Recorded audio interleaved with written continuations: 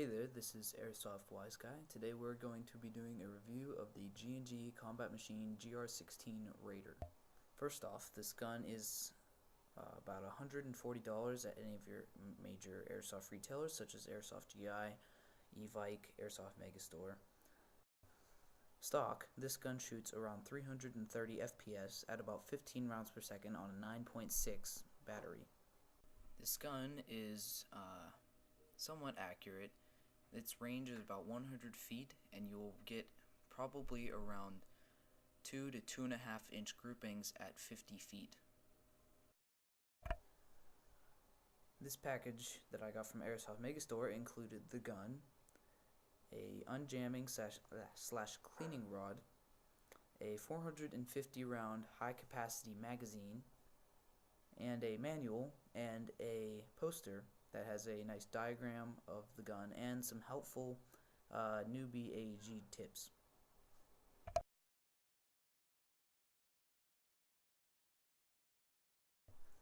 This gun comes with a full metal gearbox with a metal gearbox shell and metal gears, which is made of high quality. G&G is known for their reliability and long-lasting internals.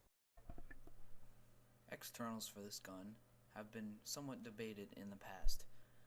The receiver and handguard and pretty much the whole body is a polycarbonate plastic, which, although yes, it is plastic, it is still very, very strong and has proven its reliability over the past.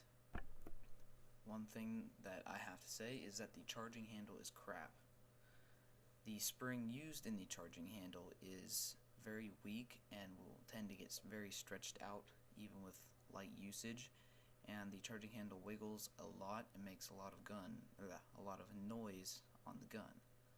Although this has nothing to do with the regular function of the gun, so it's not really a major issue. Hop-up adjustment is very simple. You simply open up the bolt cover, the dust cover as some call it, and then rotate your little hop-up wheel. Battery installation can be a bit of an issue. To make battery space more convenient, I've cut my wires short on the battery to make it easier to fit the connector and wires into the buffer tube. To begin battery installation, take off the back cover of the stock. This will take a good amount of force, but you will eventually get it off. There'll be 2 pieces that come off. Next, grab the connector and bring it outside of the gun.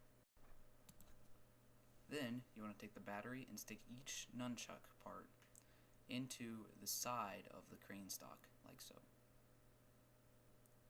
And have it like that.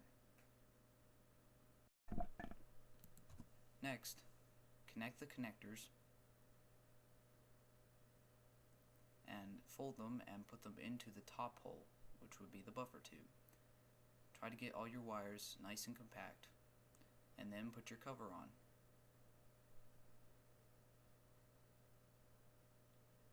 And then put your other one on.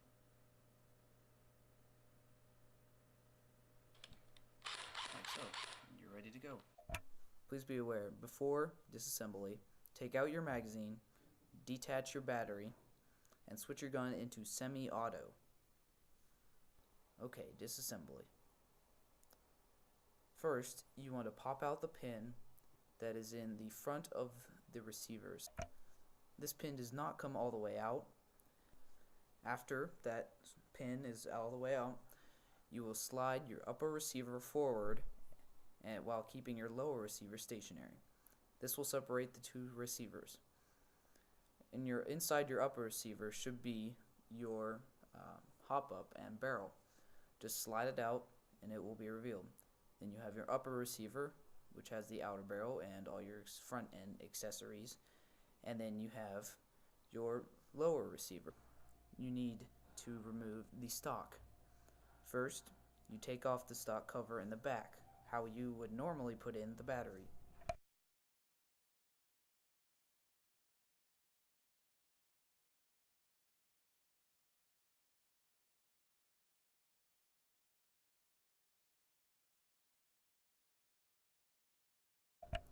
Once the screw is all the way out, do not pull it off all the way. This will damage your connectors. Pull it out slowly And once your connectors are revealed, simply grab both ends and pull them apart. Your stock will be detached and you will be left with your low receiver, your gearbox, and your motor.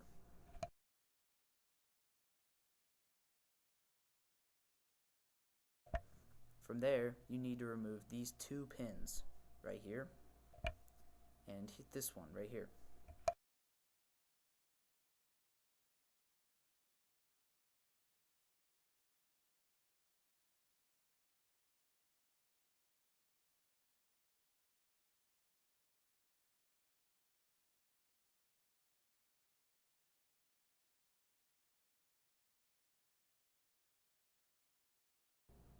Remove the two screws on the bottom of the hand grip. Do not remove the one in the middle. That controls motor height. Once the bottom of the hand grip cover comes off, detach your two motor tab connectors.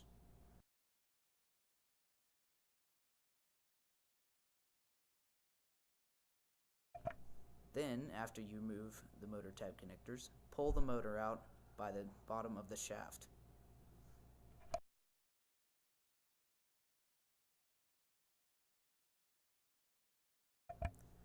You need to remove these two screws.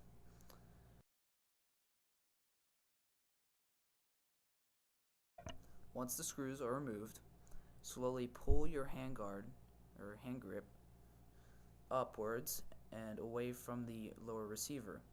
Make sure that you do not damage your motor tab connectors and fit them through the hole at the right angle.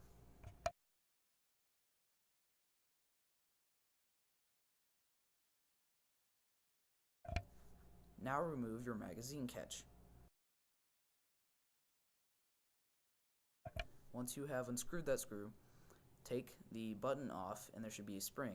Take the spring off and then you will have the spring, and then take the magazine catch out on the other side.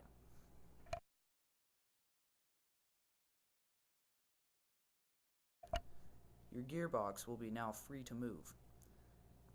To remove it, slowly push it out and then up.